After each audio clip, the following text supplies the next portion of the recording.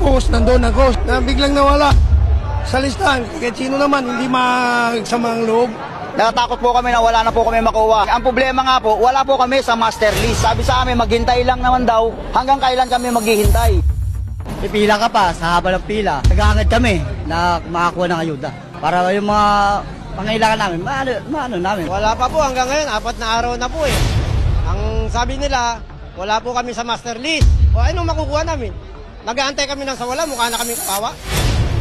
Sabi sa balita, sinsya lang, ikaw suwan nila, cross nyo na, 5,000 na, huwag nyo pahirapan yung tao. Bakit ganun?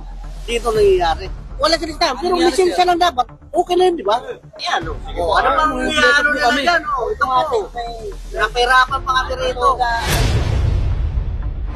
Direktor, marami ako natanggap na reklamo mula sa mga tricycle drivers especially.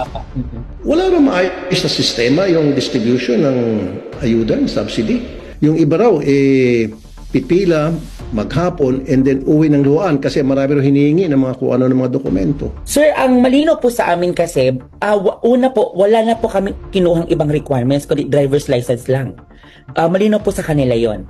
O bakit may mga tricycle driver na nagsubong sabi nila, pumunta sila umaga, nagpakita sila ng driver's license nila, however, marami pang mahininging dokumento, so anong nangyari, umuwi silang luhaan.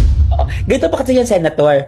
Actually, dalistahan po na dapat pe-payout po ng DSWD ay manggagaling dapat sa lokal na pamahalaan through their traffic regulatory unit po ng mga LGUs po sa NCR. So basically po, ang pe-payoutan po ng DSWD ay yung malinis na listahan na kung saan po dumaan sa cross-matching at deduplication galing po mismo sa lokal na pamahalaan. Example po, for one particular LGU, nagsabi sa sila ng listahan of 1,000.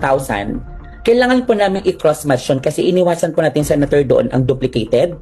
Okay. At double declaration po from the other LGUs. Ang problema lang po, Senator, doon sa naging listahan na isubmit po sa atin ng lokal na pamahalaan, hindi po na maran po ng DSWD for the duplication kasi hindi po kompletong impormasyon. So ang na-prioritize lang po natin, Senator, dito sa payout natin sa mga tricycle drivers are those clean lists. Nag-open po ulit kami, Senator, actually ng panibagong submission.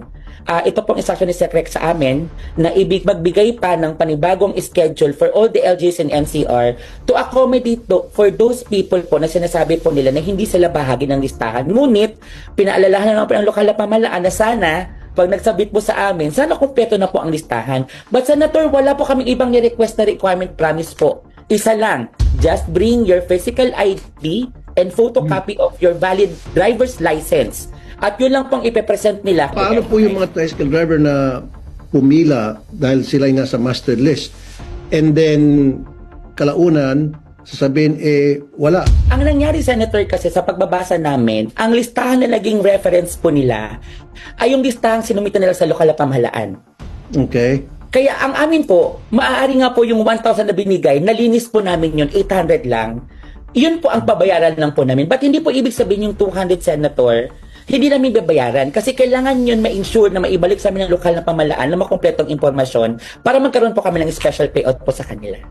So yung 200 na hindi nabigyan, hindi man nila kasalanan yung kung nagkaroon ng problema sa paglilista sa LG na yun. At dapat, yun po yung tinutugunan yun. Dapat kung meron kayong close coordination sa mga taga-LG para masiguro lahat mabigyan. To be honest po, medyo malaki rin po kasi talagang hinahabol nilang listahan that day at medyo mabilisan po ang execution po natin sa plano na ito. Kaya po sabi namin sa lokal na pamahalaan, Senator, is bigyan namin kayo ng enough time para po ma-finalize po ang listahan within the week. Actually, we open already the link. They can submit kasi babayaran pa po natin dyan, Senator, yung mga hindi pa na-claim. Ibig sabihin, hindi sila dumating during the actual payout, bubuksan ulit natin siya, plus yung panibagong listahan na maaari po nilang isabit sa amin kasi i-run po ulit natin yan for the duplication and cross-matching po, Senator Raffy.